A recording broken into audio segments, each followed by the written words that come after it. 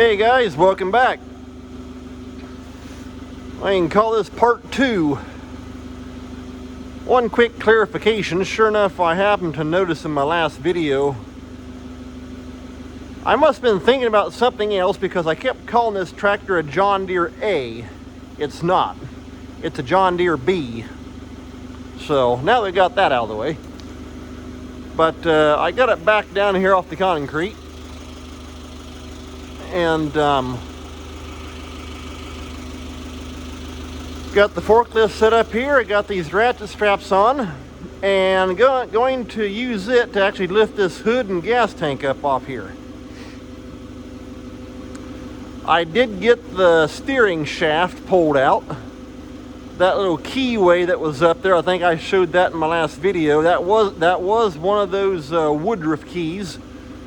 So I had to take a torch and kind of heat up on both sides of it to get it to come out. Took a little bit of hammering on it, but knocked it loose. And so it just came right out the front here like I showed. And I actually have it laying right over here in the bean head. Good spot to keep it at. Right there it is. Yeah. And so that worked.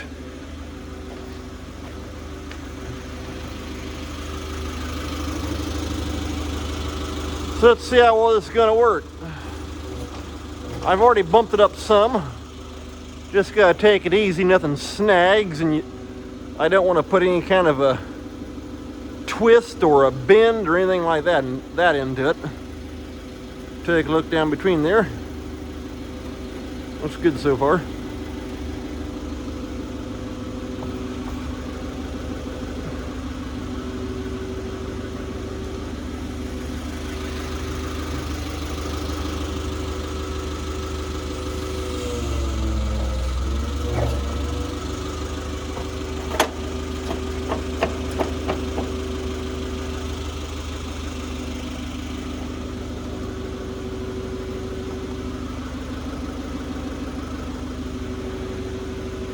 Okay, so far, not too bad. Just want to make sure nothing is catching. Looks good up underneath there.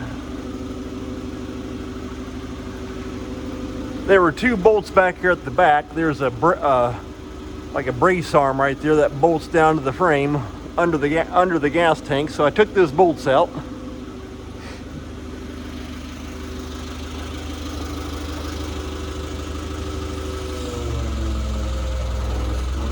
It's actually not necessarily real heavy. However, with this air pipe, that's the air intake, being on there like that, you can't really, that does not really come off. And you basically got to go straight up. Well, the forklift just makes it so much easier because you can go straight in the air. And then just simply check it to make sure nothing's hooking or snagging or wanting to twist. So just gotta keep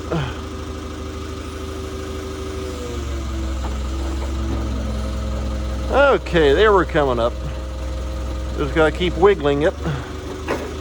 I'll explain that little thing here in a little bit. Another dumb design by John Deere.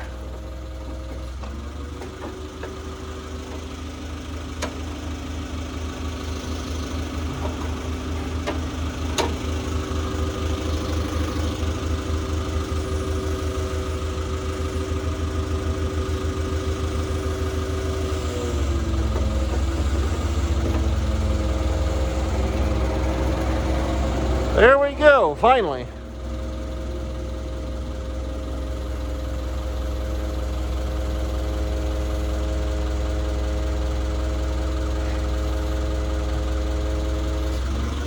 All that work just to get a gas tank off.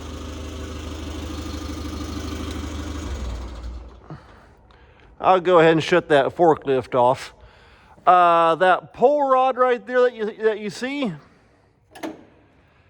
that hooks on this little deal right here, this little butterfly. It's got louvers here in front of the radiator that you can shut. And the reason for that, I never realized that until I got looking around here. Like I say, with this being the first John Deere 2-cylinder that I've ever messed with, I didn't know. But sure enough, this thing does not have a water pump on it. It appears to be all, what do they call it, like a circulating type of setup. Of course, back here's your motor. Right there is your engine head. And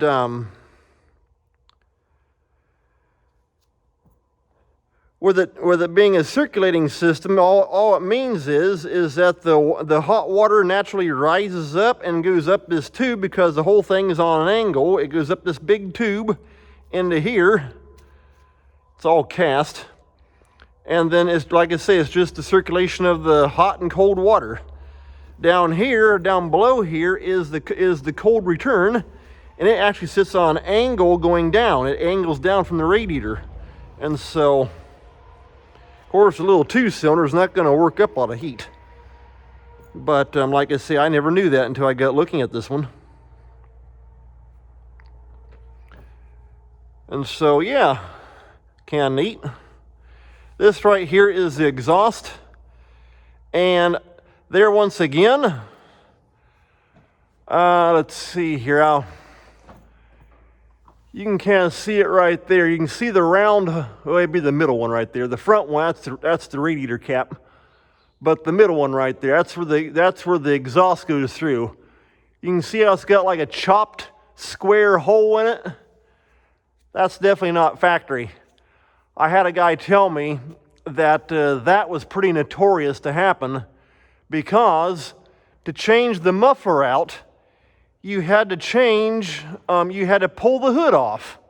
And after fighting with the way I have, I can see why they would take and cut a hole in the thing, then just simply take another piece of metal, form it, and put on top that way it's simply just bolted on. There once again, the good old hard way design by John Deere. They've not changed anything since then. Well, take that back. The newer tractors, like the 4955, it's not bad at all over there to work on. But whoever designed these little old 2-cylinders, I think they're also the same ones that drew up the same how to do things the hard way for the John Deere combines, because the John Deere combine is the exact same way. Hard to work on, and everything is literally built together. And another thing that I ran into, these two levers. This top one right here, that is the throttle lever. This bottom one controls those louvers on the front of the radiator up there. This pull rod right here connects right there. That pull rod system snakes down between the hood and the gas tank. Here's the end of it.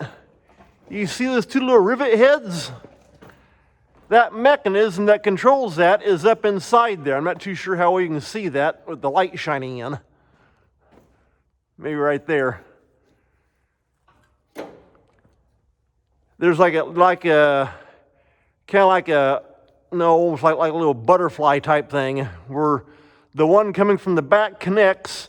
This one right here hooks on just above it, and the whole thing rocks back and forth.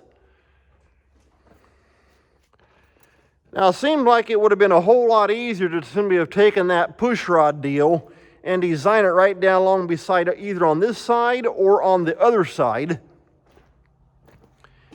Come right down through here like that into the bottom. Because the only way to get that out of there, I unhooked that, but it was not going to come out.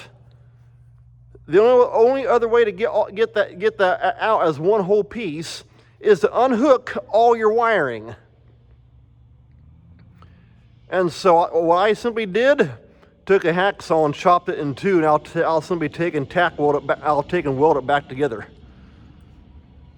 Or I'll see if fact, actually, I've even thought I could actually take and put a compression fitting on that, to where you can just somebody just take and pull it apart, done deal.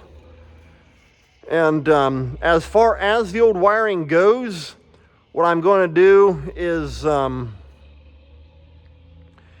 take and put all new wiring into it anyway, because I'm going to take the old 6-volt generator off and put a single wire alternator on.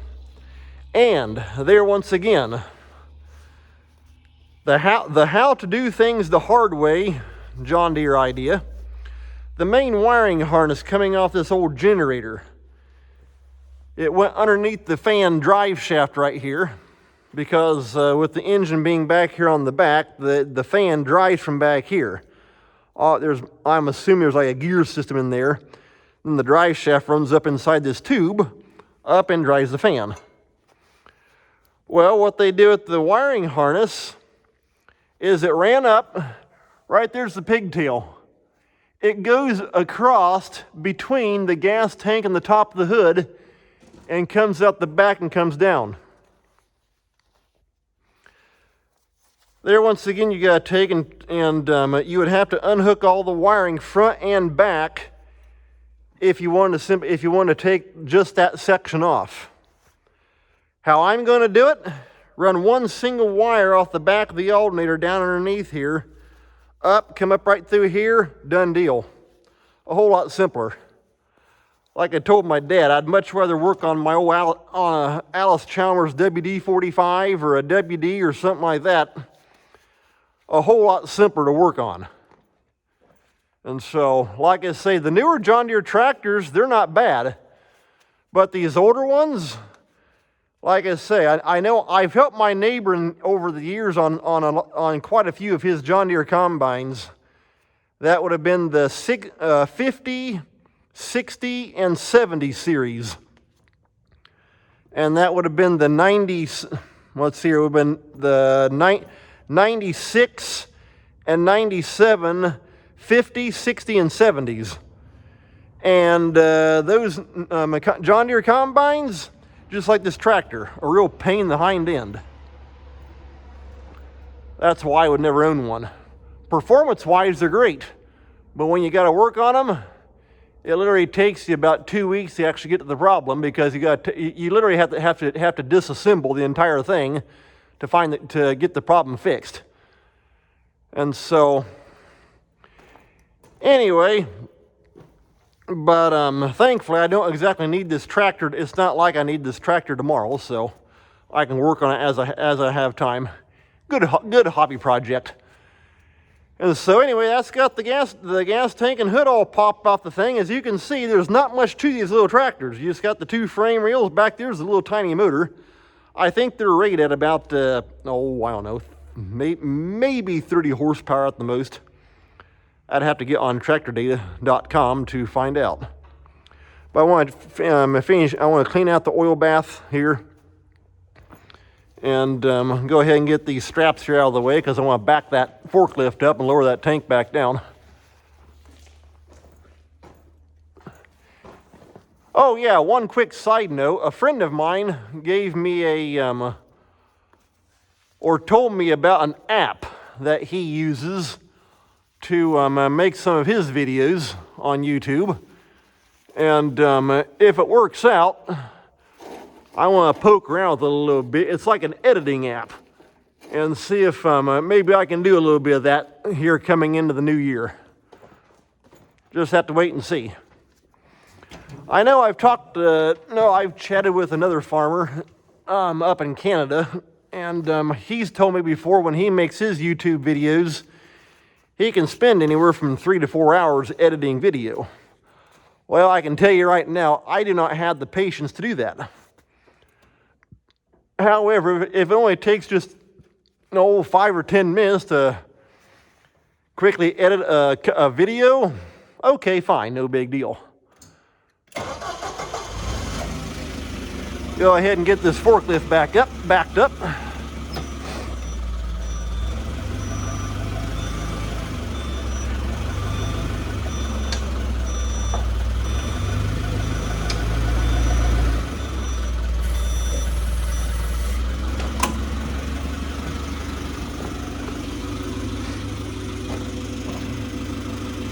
Okay, and there's the wiring harness, and right there's that push rod snaking down through there.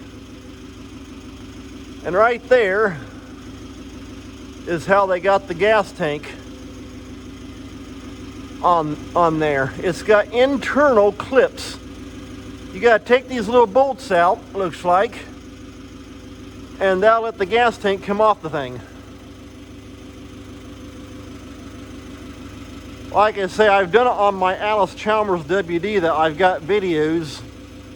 Oh, it'd be early this year. I got videos of working on my Alice Chalmers WD. I can have the gas tank taken off of that thing in about, well, take that back. The gas tank and the hood are separate. I can have the hood taken off in about 10 minutes. And I don't need a forklift to do it. But you can see that right there. I'm not too sure how well you can see it. It's got like, right there's the band of the hood. It's got like a little V. It's got this tab with a carriage bolt that pinches it on there.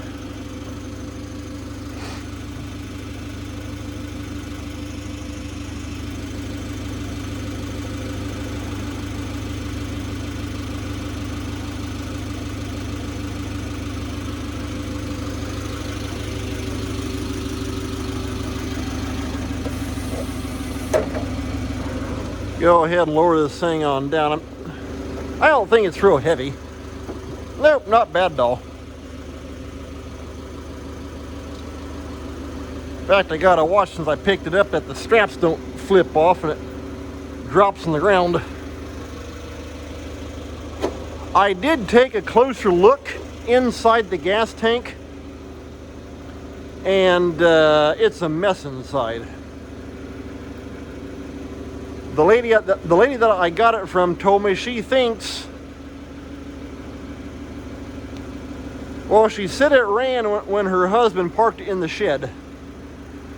And she thought that was 5 years ago. However, just looking at the gas tank, oh, let's see, let's go and take that off. Just looking at the gas tank, I'm going to guess it's probably been more like 10 years ago. Okay. There we go.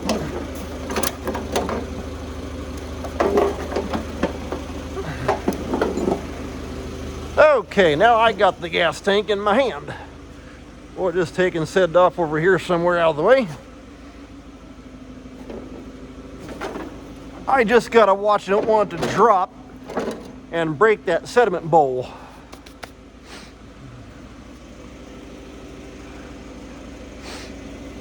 And so yeah, that's got that. So I'll take the straps off the forklift, get underneath the back of the tractor here and shove it back up on the concrete. That's a nice thing with that forklift, and nice fact that the little tractor don't weigh a whole lot.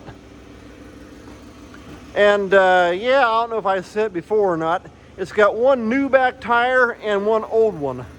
I hate when people chop tires up like that. If you're going to replace one, replace them both. Because you can see that right there. Oh, it's pretty well dry rotted and cracked and everything.